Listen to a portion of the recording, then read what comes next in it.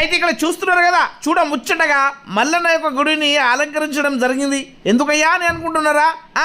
అయితే మన లోకేశ్వరం మండలంలోని మన్మథ్ గ్రామంలో మన మల్లన్న దేవుడి యొక్క వివాహ కార్యక్రమము, పెళ్లి కార్యక్రమాన్ని ఇక్కడ అంగరంగ వైభవంగా ఎవరు ఊహించని విధంగా బాజ భజంత్రులతో సాంస్కృతి సాంప్రదాయాలతో ఈ విధంగా వాళ్ళ యొక్క కట్టుబొట్టు అదేవిధంగా ఆచారం ప్రకారము ఈ విధంగా గ్రామంలో ఉన్నటువంటి పిల్ల జల్ల నిండు నూరెళ్ళ ముసలాల నుంచి ప్రతి ఒక్కరూ ఈ విధంగా బాజ భజంత్రులతో ఆ శోభాయాత్రను నిర్వహించి అక్కడ ప్రతి ఇంటి నుండి కుర్మ సంఘం మిత్రులు గొంగడితో అంబళ్ళు బోనాలు దొంతుల కార్యక్రమాన్ని నిర్వహించి ఈ విధంగా హారతి తీసుకొని ఈ నృత్యాలను చేస్తూ విన్యాసాలను చేస్తూ అక్కడ కుర్మ సంఘం నాయకులు అందరూ అక్కడ మన మల్లన్న గుడికి చేరుకోవడం జరిగింది.